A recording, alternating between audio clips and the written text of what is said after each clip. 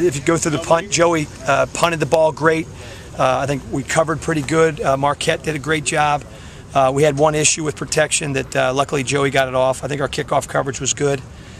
We had a punt return. We were one block away from a touchdown, I thought, and a kickoff return where their guy, we had 3 guys on one, and the one guy made the tackle. So we're getting close. I told our guys, you know, we're getting closer and closer to scoring again, and it all just comes down to executing and really getting 11 guys on the same page, not just 9 or 10 or however many it is. Does Jay have any trouble kind of having a short memory with the missed kick?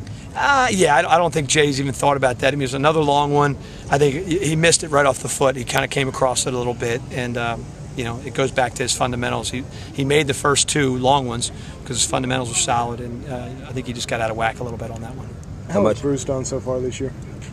I think he's done good. You know, I think the thing that Bruce, with his athletic ability, I think experience on kickoff returns is invaluable, meaning that what happened was the guy, I mean, we were running up on that defender, and Bruce almost got on him too quick and couldn't make a cut. So I think just the experience and the spacing is going to help him. So I'm encouraged with where we're heading, and you know, his second return is pretty good too. But I just think he just needs more time to kind of read things and get his vision right. What makes Marty Marquette so good at getting down there and making tackles on kickoffs? He's the fastest guy in the field. I mean, he's just, you know, he's the fastest guy in the field, and that's the first thing. But then you know, he's athletic enough and changes directions well enough to make tackles in space.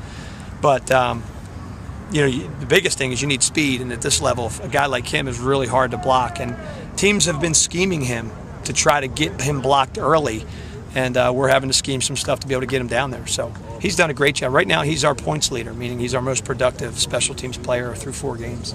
You have any plans right now to use Demir Bird at all Saturday on special teams? He's on the depth chart. You know, I don't have any specific anything, you know, any special plans for Demir.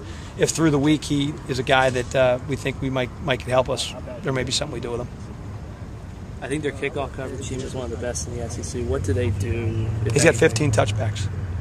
You know, so he's got, I'm not sure how many they've kicked off. I want to say I went through the tape last night, and I think opponents have returned maybe 5 against him.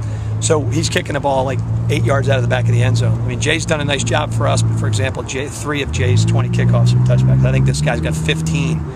I know he's got 15, but I think it's 15 out of 20-something. So that's just where it starts. You're starting with the possession on the 20-yard line a bunch. And they, you know, Auburn's got good athletes. They can cover, and, you know, they do a nice job. So. Coach, did you have to talk to Ace about how to carry the ball after that little snap? We talked to all of our special teams guy returners that, you know, you try to work it in practice, but, you know, we don't tackle a whole lot in special teams. So we'll do some drills this week, and, you know, he's carrying that thing like a loaf of bread, kind of like Antonio was carrying the fumble. And anybody that holds the football has got to immediately secure that ball high and tight and realize that they have to run with it that way, or they're in danger of losing it. So, I mean, if that guy doesn't make that play, knock that ball out, Ace is around the corner, and he's running down the sideline. So. Antonio Allen seems sort of like a very quiet, business-like guy from the perspective we see. What's he like with you? He's an experienced veteran that has been through the wars. You know, he's practiced a lot here, and he's played a lot of games, and, you know, he's kind of an even-keeled guy. You know, Antonio makes some really, really good explosive plays, but still could play a whole lot better. If he keeps practicing better and stays healthy, you know, I think he's set up to have a great year. But he's just an old vet here. You know, he's been through it. What was your first? I imagine when you took the job, you sort of pre-scouted all of your personnel. What was your first impression of him as a player? Oh, I thought he has a great body. I mean, Antonio's got NFL corner skills. I mean, he's really fast. He's got great hips. He's got great feet. He's long. I mean, he's got everything you look for. I think our program would love to have 20 more type guys like him. You know, he has all the skills you're looking for. DeMario was pretty direct in saying that he liked playing weak side linebacker. Is he taking the move back to Spur? Okay. Yeah, he's fine. DeMario's a team player. He understands what we need to do. He understands what his role is, and I think he understands right now that he's going to get on the field a whole lot more at that position. So DeMario's very coachable, and he's a good guy to have at that position behind Antonio. Is he 100% with the ankle now?